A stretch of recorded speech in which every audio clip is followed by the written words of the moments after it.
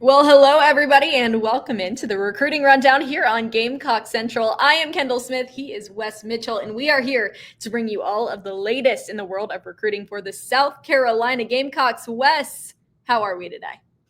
We are good, Kendall. I'm glad to see the sun is shining brightly behind you. No more snow, no more rainy weather in Columbia for a while, hopefully. It's been just a blah day here, so I'm glad to see the sun is shining there. Yeah, the sun is out right now, but it was snowing a little bit earlier today here in Charlotte. So that kind of threw us for a loop. We're not used to having snow too often here in the Queen City, and we've had it 3 times this year. So I'm hoping that was the last of it for the year. I'm ready for spring weather. We're getting closer to baseball season here for the nights where I work. So definitely looking forward to that. And as we continue to get a little bit closer to the spring months here, obviously summer, and then it's football season. So football will be back before we know it. And that's what we're here to talk about today. Obviously, the recruiting side of things for South Carolina. We'll start to talk about 2026 guys, what's next for the Gamecocks, and official visits, which are coming up very, very quickly for South Carolina. But Wes, I want to start it off by talking about the quarterback position. We talked about it a little bit on last week's show. South Carolina still making an effort for Landon Duckworth, 2026 QB, but they've also got some other guys that they're looking at for that class specifically. So, first question for you is, where do you think things are in South Carolina's pursuit of a 2026 quarterback? Yeah, Kendall, this is always one of the, I think, fans' favorite topics. They want to know who's the quarterback for this cycle going to be. And right now, I think you can maybe focus on three guys. One of them, of course, being Landon Duckworth, who we talked about, like you said last week. Another being Jared Curtis, who is a five-star prospect. And depending on where you look, the number one quarterback in the country.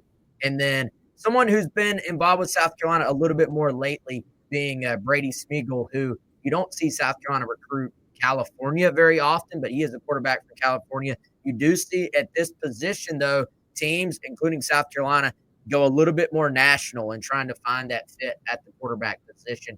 And, not that it can't change, not that there aren't some other guys they're involved with too, but those are the three, kind of that trio I think you can focus on right now. With Curtis, South Carolina has been in the mix. They're kind of in that top three. I think right now, you look at some of the national recruiting there, kind of leading on Steve Wiltfong a little bit, who works with us here at On Three.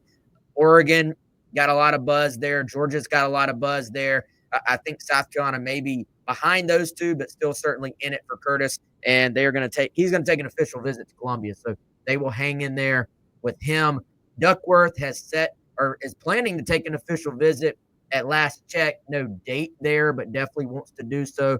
Wants to probably get back over in the spring as well. And kind of that, again, as we talked about last time, he was committed to South Carolina, decommitted, but both sides have really kind of stayed in touch. And with Mike Shula taking over that position, those two have really started to build a good relationship. And then with Spiegel, again, a California guy, has never visited South Carolina, but he is set to see South Carolina on an unofficial visit coming up in the spring. That is on the books. He'll take that trip, see how it goes. And then I think from that point forward, if it goes well, if both sides kind of connect, then I think you could see South Carolina get an official visit there as well. But he is someone that Shula has kind of keyed in on, and he's got interest in Shula as well. He actually reached out to South Carolina. There are some prior connections there with Darren Usher, who spent a little bit of time at UCLA on the West Coast before he went to Oregon. So couple of little connections there, and South Carolina will see how that visit goes and then kind of take it from there. Wes, I'm curious, of those three guys, who do you think best fits South Carolina's system? Who do you think is the guy of those three that they're trying to pursue the most at this point in time? Obviously, knowing that things certainly could change. Yeah, and I think it's a great question there, Kendall. As far as who would fit, I think who fits best what they did this past year and maybe reminds you the most of a Lenora Sellers, they're going to sort of change their offense based on the skill set of whichever guy they get. But the player who is most like Lenoris is probably Landon Duckworth. And, like I said, he was committed to them at one point. There's some viral videos going on around of him right now dunking the basketball, is a great basketball player.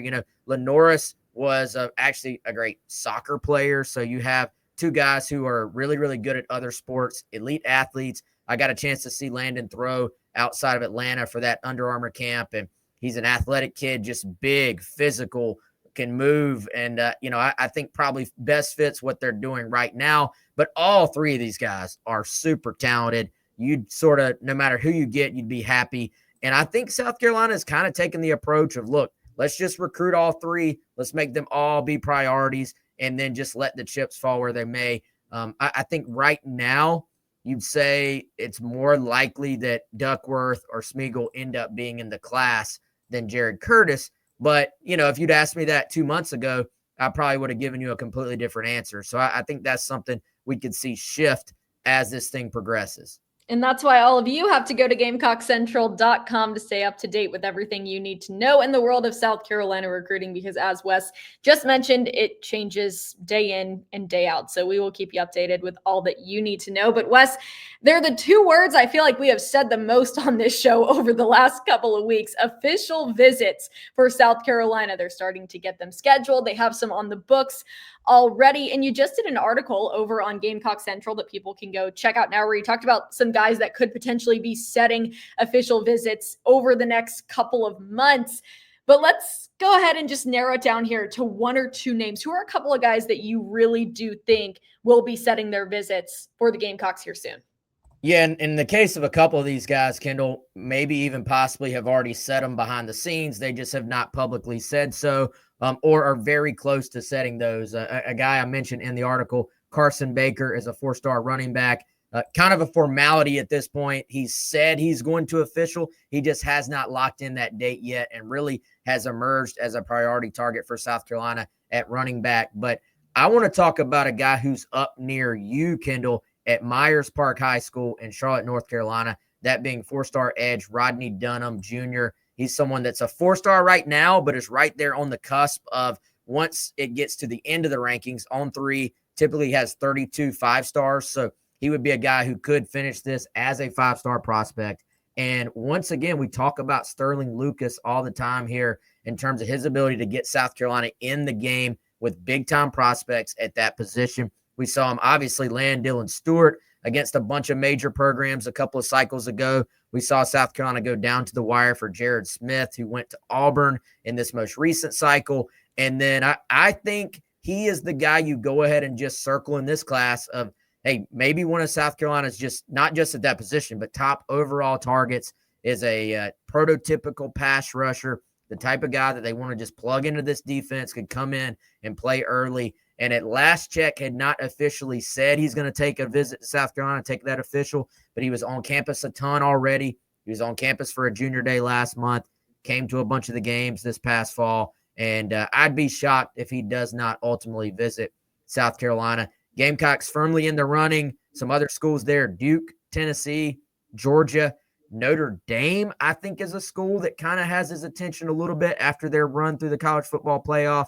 So a couple of other schools there that I think are in a good spot for him, but the Gamecocks definitely in a strong spot too.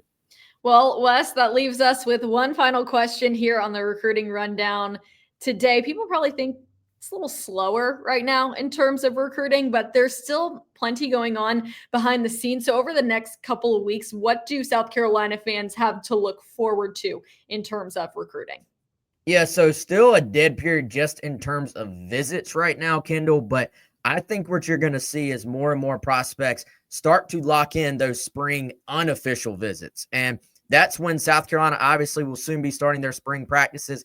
They'll be wanting prospects to come in to just get a firsthand look at how they operate in terms of the day-to-day basis.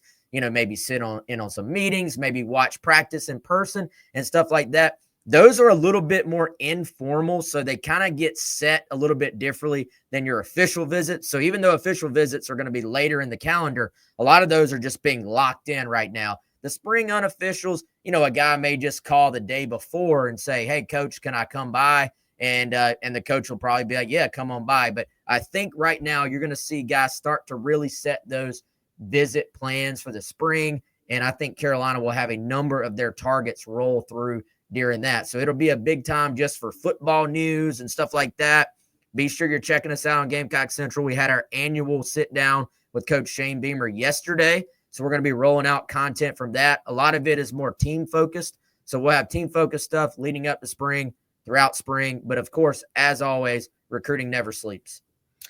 Absolutely. You put it perfectly there, Wes. Recruiting never sleeps, and Wes and Chris never sleep because they're always keeping up with what's going on in recruiting. We're hitting our 10-minute mark, though, right now. So we want to finish up this show. We try to give it to you all in a very concise format, but we have all of the details over on GamecockCentral.com and on social media at Gamecock Central. We appreciate all of you, though, for joining us here on this edition of the Recruiting Rundown. So for Wes Mitchell, I am Kendall Smith, and we will see you all next week.